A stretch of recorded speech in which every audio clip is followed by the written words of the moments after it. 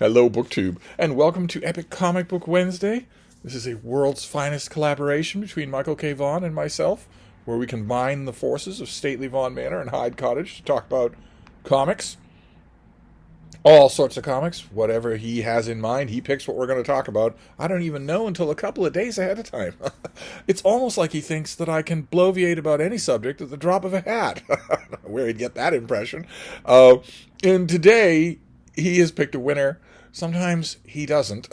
But today he has picked a winner. Today he has picked Captain Marvel. And when you hear that, if you were born in the 21st century, you're not going to be thinking of the character he's talking about. He's talking about the original Captain Marvel. The real Captain Marvel. Let me get you a copy of Whiz Comics. There's Whiz Comics number 3.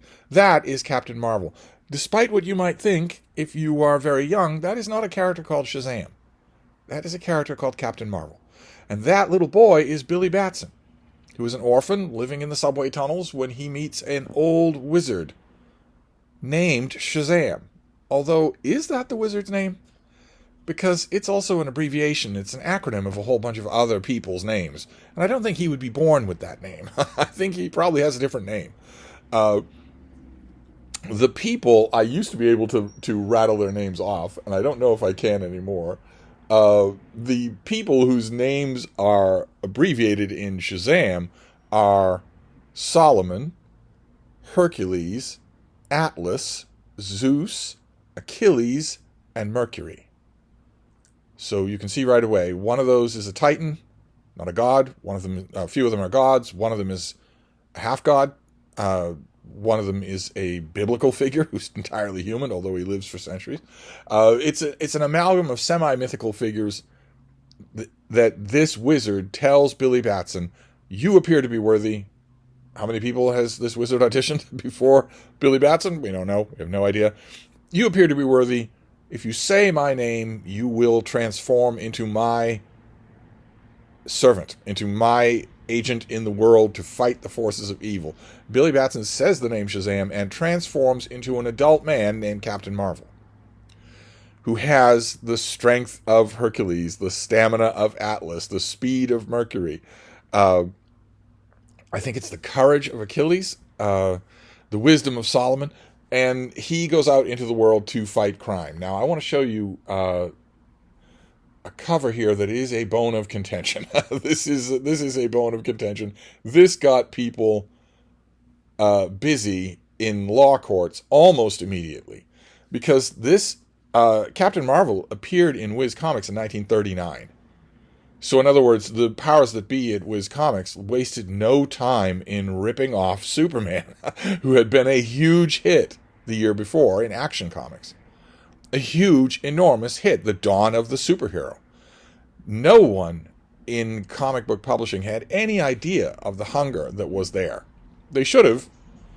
A nation hip deep in the miseries of the Depression, you're going to want, your fantasy is going to be being all-powerful. Being totally non-dependent, being able to punch the bad guys and not deal with Tammany Hall politicians or corrupt policemen or crushing poverty and hunger. It's no secret. It's no coincidence that that Clark Kent, the little baby, is an orphan.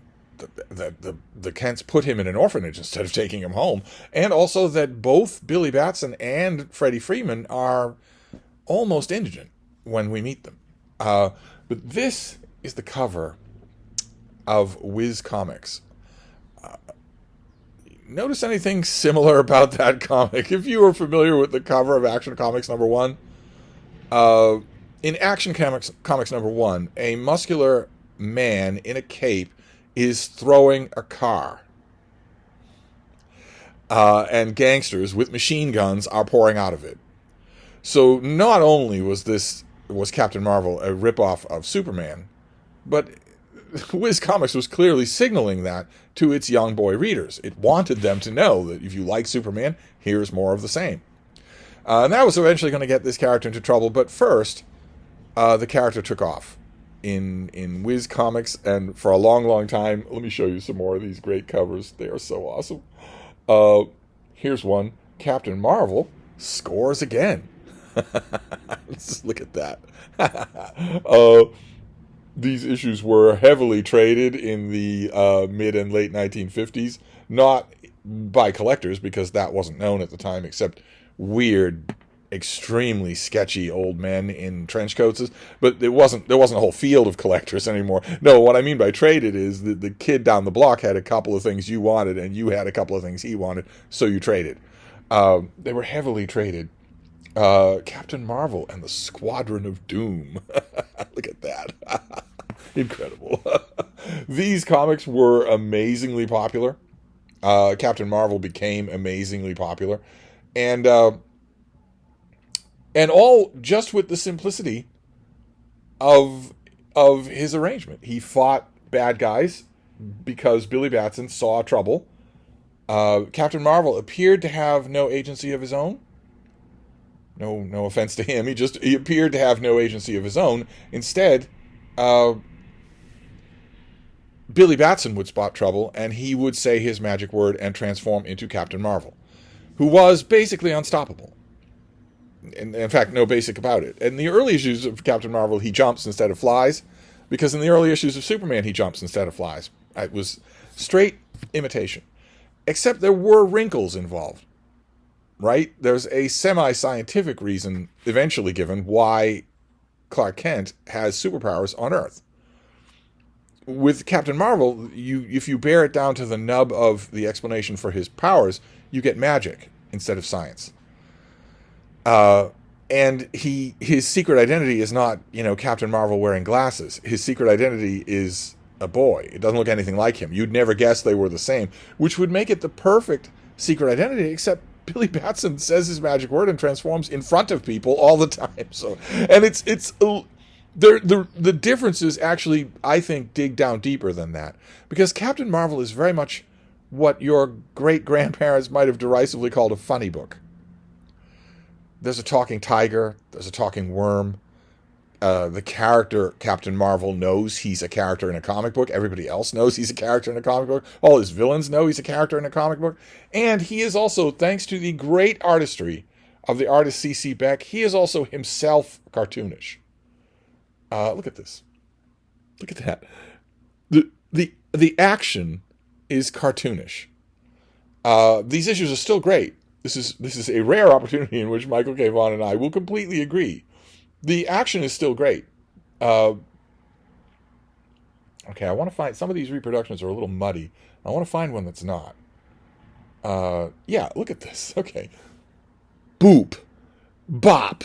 Pow. Kazam. That sort of thing was not happening, really, in Superman. Over in Action Comics or in Superman. It really wasn't. And the people didn't look like this, either. C.C. Beck is a great artist, but he's a cartoon artist. And Captain Marvel was a cartoon comic. It was lighthearted. It was all kinds of very colorful primary color action, and it wasn't tending towards anything else. It wasn't... Superman gets more and more complex as time goes on. Look at this, see? That is great, but that owes a lot more to Lil Abner than it does to Doc Savage or The Flash. It's much more along those lines. These were a romp. They're just fun to read. Captain Marvel comics are just fun to read. And they continued. Captain Marvel got a lot more popular as with every issue. Eventually there was a comic called The Marvel Family that was really popular. And there was a family because Captain Marvel was so popular that he immediately started creating spin-off characters. The first one was, well, actually, the first three, before the big ones that you know, were the Lieutenants Marvel. From three Batson cousins. I guess it's genetic. Three Batson cousins who just managed to become versions of Captain Marvel. We never really learn about the Lieutenants Marvel, how powerful they are. Are they all as powerful as Captain Marvel? We also don't ever learn why they don't strike out on their own, why we don't see them more often. Apparently the boys can transform, those Batson cousins can transform into Lieutenants Marvel on their own, at will. They don't need Billy Batson's help. So it's amazing how little we see of them. But they were the first spin-off, and then there were the two big spin-offs. One is Freddie Freeman. He is lame, but not in the sense that Dr. Donald Blake is lame. He uses a crutch. He is an orphan. His parents were killed in a U-boat attack. He sells newspapers, lives in a shanty. Billy Batson himself is working for Amalgamated Press or whatever, even though he's a boy. It doesn't make any sense, and no one ever tries to make it make any sense. He's not a teenager in these issues. That would have at least marginally made some sense, but no, he's a little boy. No newspaper would hire him except to sell newspapers, and that's what they hire Freddie Freeman to do, to sell newspapers. He hawks them on the street. Makes probably 50 cents a day, something like that, when he is taken in by Captain Marvel and given superpowers of his own, which he gains not by saying the word Shazam, but by saying the name Captain Marvel. He becomes Captain Marvel Jr. In other words, as I pointed out on this channel many times before, a superhero cannot say his own name in public without transforming in front of everybody and weakening himself. And the weakening himself was key to Captain Marvel Jr. is one of my favorite superhero comics. I can't imagine why, but he is the story of a very beautiful, Mac Raboy did the artwork for Captain Marvel, and his Freddie Freeman is a beautiful young man. And when he says his magic words, Captain Marvel, he transforms into an indestructible version of himself that's bulletproof and super strong and can fly. In other words, a radical difference from Billy Batson. Billy Batson transforms into an older man who's not Billy Batson. Freddie Freeman transforms into a superpowered, perfect version of himself. And yet, for some unknown reason, for some reason that I have been trying for the whole of my life to figure out, and there isn't a reason, except just to preserve the gimmick, occasionally when his adventure is done, he transforms back into Freddie Freeman. Why would he ever do that? Why would he ever do that? He wouldn't. In an old, I think it was an old Captain Marvel serial, he has a time limit on how long he can be Captain Marvel, but that's long gone by the time Captain Marvel Jr. comes along. He would never say his magic word again. Like Black Adam in the later comics, he would just not do it. He would just stay his superpowered version forever. But he does do that, and he became Captain Marvel Jr., and Captain Marvel Jr. was also very popular. And then we introduce another Batson cousin, Mary Batson, who says her magic word, Shazam, but it's not the same mystical figures. It's different. It's female mystical figures. And she transforms into Mary Marvel. And again, like Captain Marvel Jr., there is no physical transformation. She becomes a superpowered version of herself, but she doesn't become an older woman. That apparently is unique to Billy Batson. And totally intentional. Right? I mean, in the late 1930s, a boy who was spending hard-earned... What did these Whiz comics cost? Was it 15 cents? Let's see. Oh, yeah. Well, see, one of the things about Whiz comics is that it was an anthology comic. Most of them were.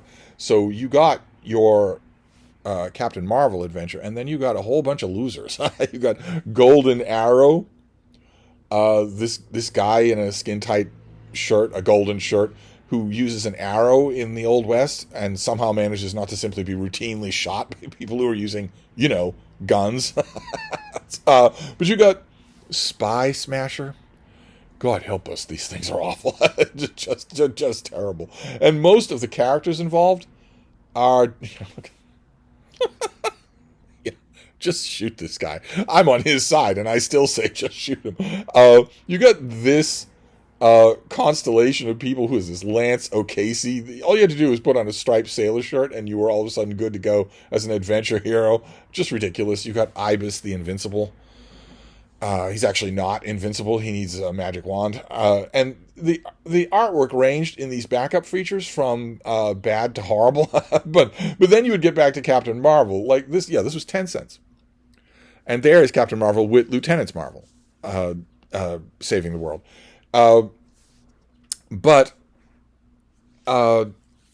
once you had these characters and all these spin-offs were popular, everybody loved Mary Marvel, everybody loved Captain Marvel Jr. I very much love Captain Marvel Jr. So much potential with that character that just really never got explored because the Captain Marvel comics were not about exploring potential. They're about punching giant robots with a sound effect that says bop. And Eventually, those three starred in a comic of their own that also did really well called The Marvel Family. And these things were going wonderfully, even though behind the scenes there was trouble. Behind the scenes, the creators of the company behind Superman was obviously thinking, you are infringing on our copyright. You're poaching our customers. Even though the original writer of Captain Marvel was working in some differences. I mean, obviously, there are huge similarities, overriding similarities. Obviously, there was a legitimate court case.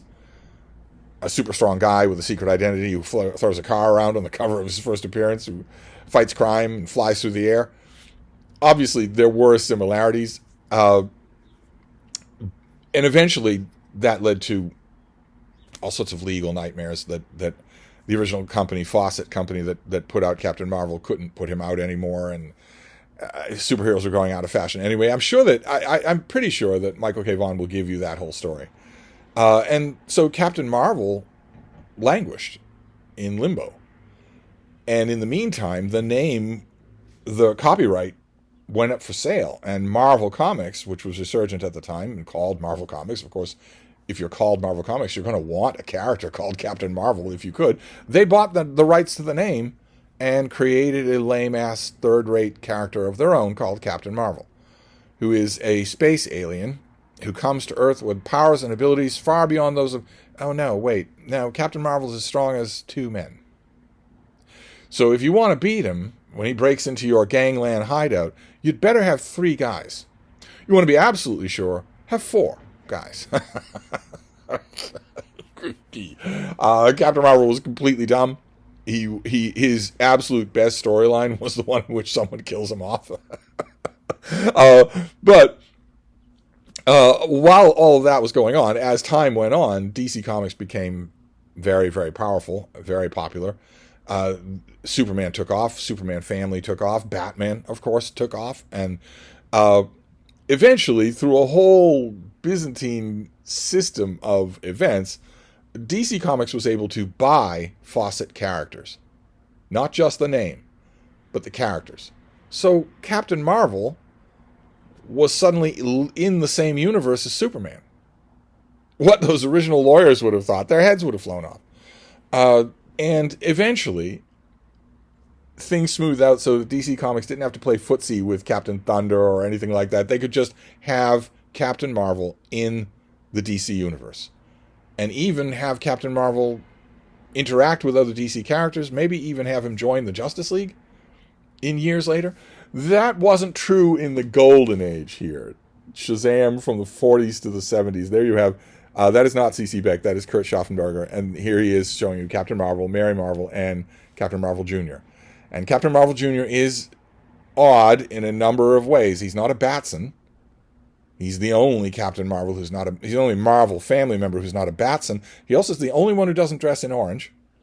And he can't say his own name in public. If people say... If he saves a busload of nuns and they ask him, well, thank you, who are you? He can't say who he is. Because if he's 40 feet up in the air and he says, oh, by the way, I'm Captain Marvel Jr., he has said the words Captain Marvel, a lightning bolt would transform him into Freddie Freeman, and he would fall to his death. But this anthology was part of a run that DC Comics did. They did Shazam. By this point, they had to call it Shazam. They couldn't call him Captain Marvel. It had been sued all over again by Marvel.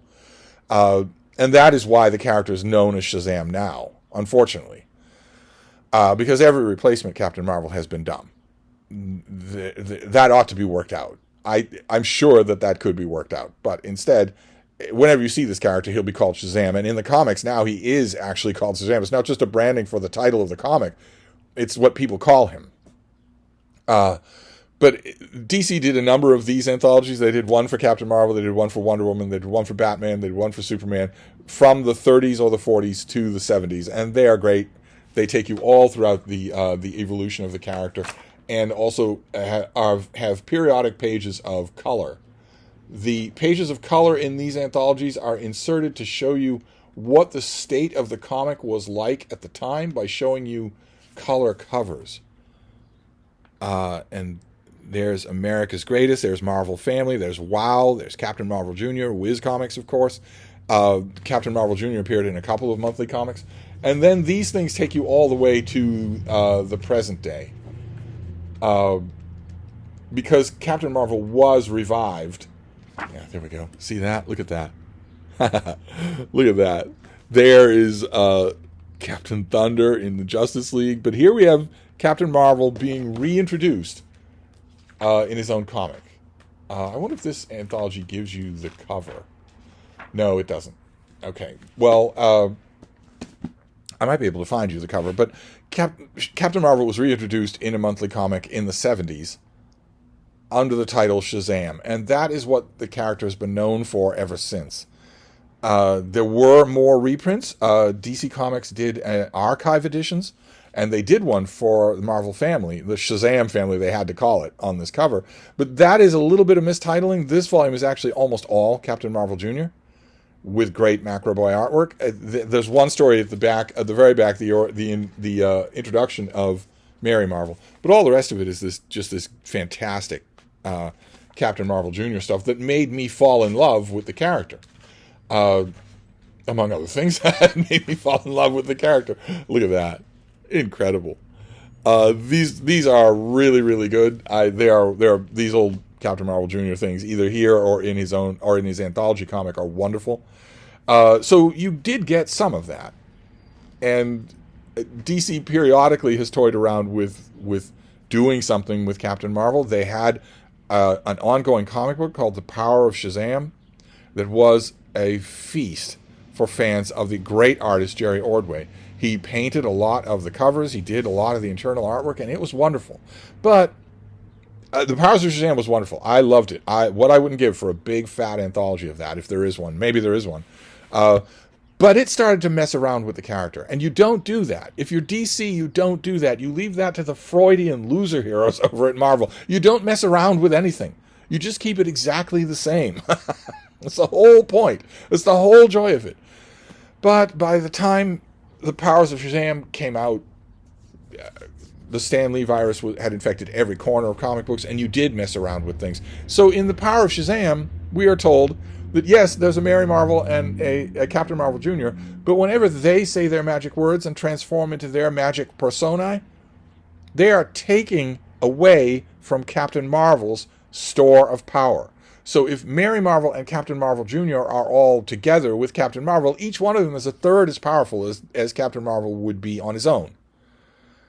No, that's not how it works. There's nothing about this that makes sense. This is magic.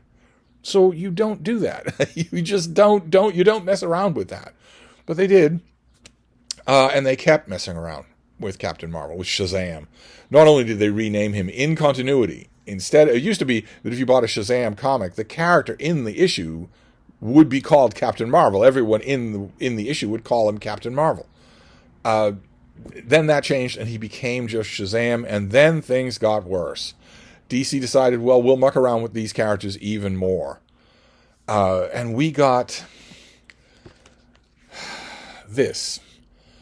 We got Shazam, Captain Marvel, who suddenly has lightning bolt powers, and suddenly he is delivering his powers to a whole group of people. It isn't just Mary Marvel and Captain Marvel Jr., it's a whole group of little orphans. And they are the most ridiculous diversity checkbox bingo card you have ever seen. I wonder if I can find a copy. I wonder if I can find a picture of them all. I don't even remember. Picture every single Oppression Olympics thing that you can think of. They're all there. They're all in that Oppression Olympics. All of them are. There's oh God. Let me see if I can get a group picture. Billy Batson goes to an orphanage and is confronted with, might as well get it over with. It's just laboring along.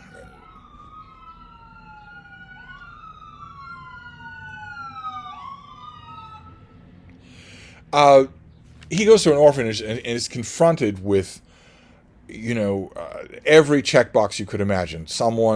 There are multiple minorities. There's someone in a wheelchair. There's someone who's body positive, fat, or whatever. All the usual stuff, and they all get transformed into the new Marvel family. And it's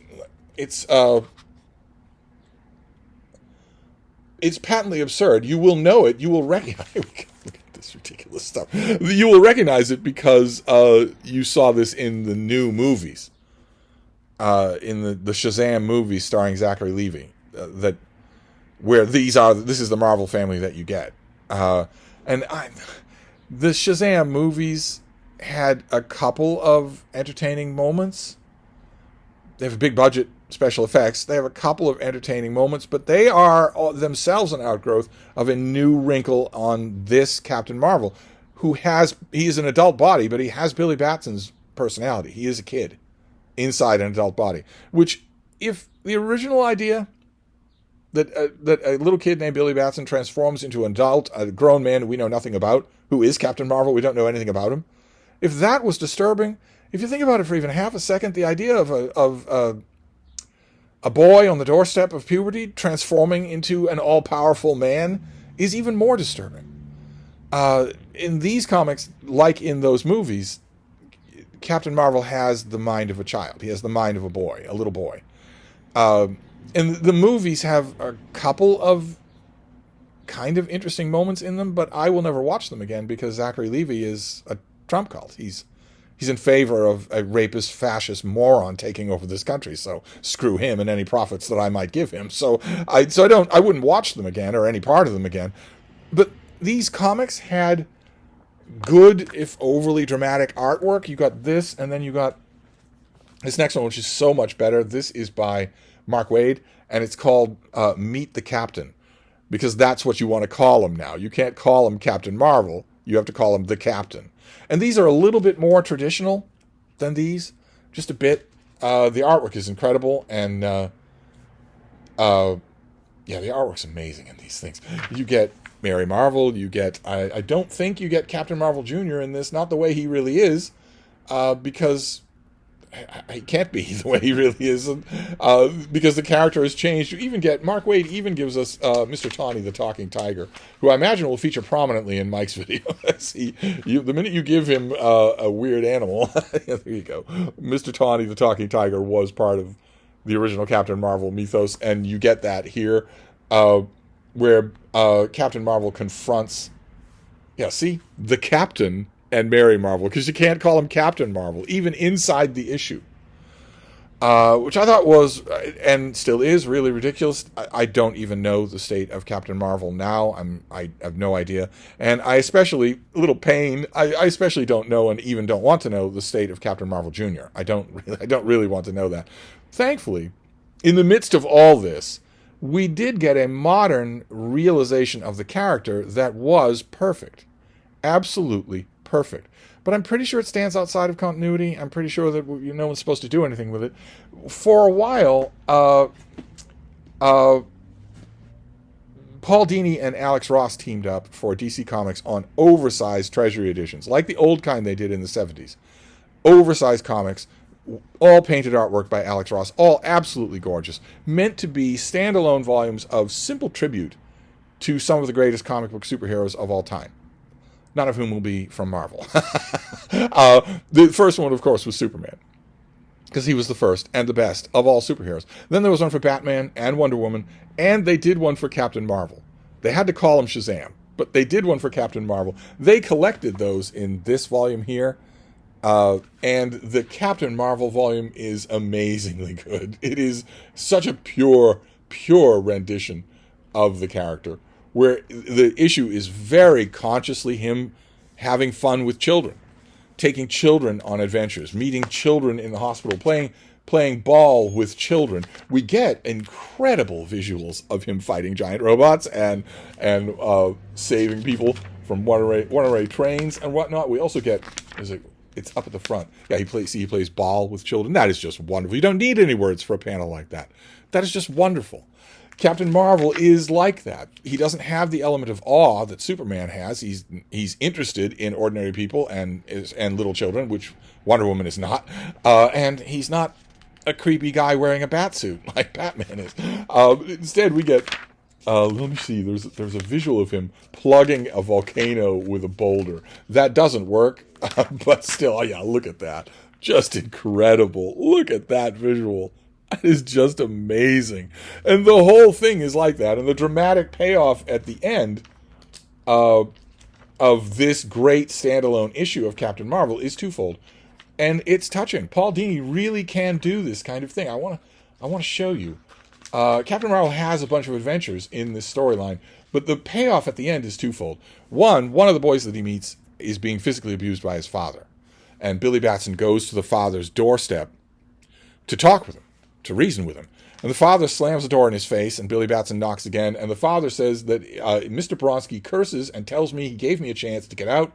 Now he's going to get tough. And when he opens the door, it's Captain Marvel standing there. I don't know if you can make out the detail of how far he throws the baseball bat. And he warns the guy that I'll be back if you do anything like this. That is dramatic payoff number one in this comic. And dramatic payoff number two is, look at that. These visuals are just so incredible. These things were made to be really big on the page. Captain Marvel cannot save this dying girl. He cannot save her. And that also is incredibly human. It's an incredibly wonderful realization of the character. A sign of what could be, of what might have been. But no. No. Now, of course, you all know where I stand when it comes to the original, the real Captain Marvel. Shall we see that? A couple of Whiz Comics covers? Just while I'm talking about this. Look at that. Incredible. You all will already know where I stand on the subject. I haven't watched Mike's video, so I don't know where he stands on the subject. But of course, Fawcett heroes, Captain Marvel, Spy Smasher, Bullet Man should never have been integrated into DC continuity. They should be their own world, in their own world. And also, somehow or other, this whole legal nightmare should have been avoided. Captain Marvel should still be coming out. In fact, I would even throw caution to the wind and say he should still be coming out in Whiz Comics, even though the way we think nowadays, you couldn't call a comic that. This comic was, I don't want to say it was great, because it was an anthology comic, and only Captain Marvel was good. All the Golden Arrow was not good. Ibis the Invincible was not good. You almost never got a good backup feature. Almost never. But you hoped.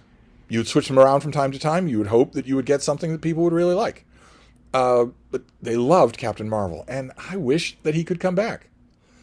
Obviously, I wish that DC Comics could somehow find a way, throw money at Marvel or something, come to some sort of amicable agreement, a profit sharing, something or other, to make a Captain Marvel comic, or even a Marvel Family comic, so that we could have just retcon the whole continuity. Mark Waid has silently been doing that with Superman, Batman, DC Comics just in general, and those books have been outselling anything else that DC does. So maybe he has enough, maybe he obviously wants to retcon all of this dumb nihilistic nonsense, all the nihilistic nonsense of, this. He obviously wants to retcon all of it. Why not let him do it? I would love that if that happened, but in the meantime, I have all this old stuff to look through. I have Whiz Comics to just page through, and all of Captain Marvel Jr. When Mike suggested we were going to talk about Captain Marvel, I went because I really wanted to talk about Captain Marvel Jr. But I've done that plenty on this channel. So anyway, that's Epic Comic Book Wednesday for today. It is the one and only, the true and original Captain Marvel. And all of the vast imaginative ecosystem that popped up all around him. Dr. Savannah and Ibac and Captain Nazi and just everything. Just wonderful. You had Mr. Tawny the Talking Tiger, but you also had Uncle Marvel, who didn't have any powers at all. Because he did have powers, but he couldn't use them because his Shazam Bago was acting up. Just wonderful, lighthearted, whimsical stuff. None of the darkening shadows in Batman or in Superman or in most comics. When Captain Marvel fights the Nazis, he still does it with a bop sound effect. And that serves a need. That can answer a need, definitely. So that's your Epic Comic Book Wednesday for today. A rare instance, I'm sure. I haven't watched Mike's video, but I'm sure he loves this stuff. So a rare instance in which we agree. I'll see you next week when that might not be true. Thank you, BookTube.